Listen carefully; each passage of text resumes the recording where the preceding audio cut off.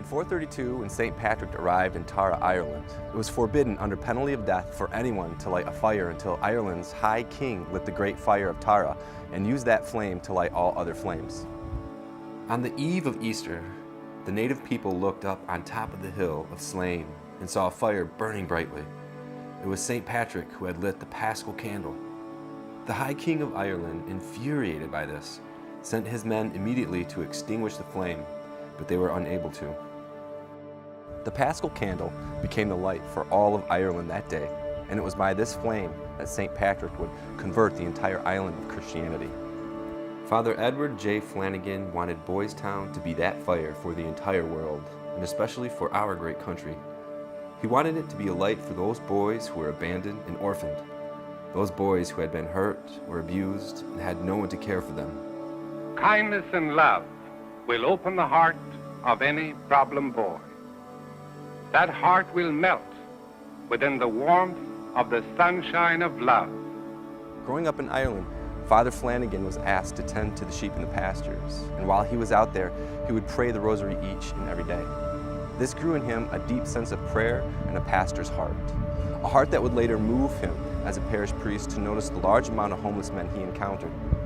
He would often ask them what he could do to help them, and one after the next, one after the other, they would tell him, "Father, it's too late for me. I've already made bad decisions in my life that have put me here." Father Flanagan wanted to make sure that these men who were coming into the homeless shelters had an opportunity when they were younger to grow up in a place of love and affection, so that they would become stable citizens, loving Christians, good fathers, good brothers, and good husbands to families.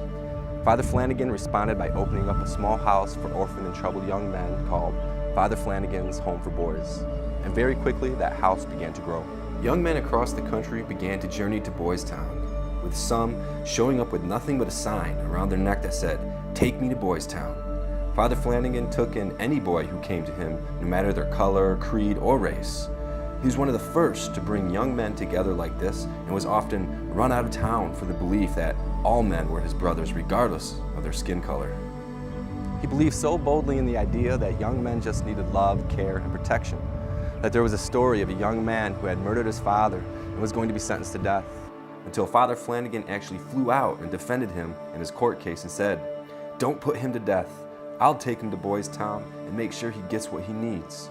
I'll make sure he stays safe and that he doesn't harm anyone else." And sure enough, the court allowed it. In 1938, they came out with a movie called Boystown about Boystown. And it was such a great success that the actor who played Father Flanagan actually received an Oscar for his performance.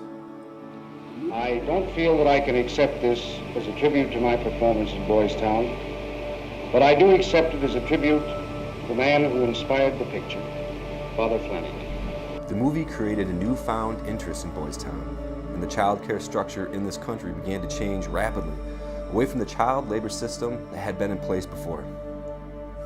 Father Flanagan even drew the interest of the man known as the Sultan of Swat, the Colossus of Clout, a man who had once stepped up to the plate in Wrigley Field, pointed into the bleachers behind center field, and declared that the next pitch would be a home run, and then blasted a 450-foot bomb out of the park.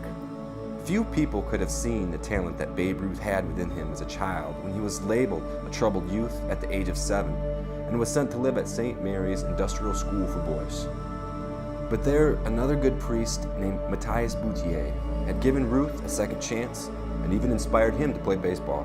The babe saw the same compassion in Father Flanagan and became a yearly donor until the day of his funeral, which was fittingly held at St. Patrick's Cathedral in New York. Father Flanagan is an exceptionally ideal role model for priests today, especially when we look at the state of the church and we see the scandal, which is less than 20 years behind us. A scandal that has caused people to lose their confidence in the priesthood.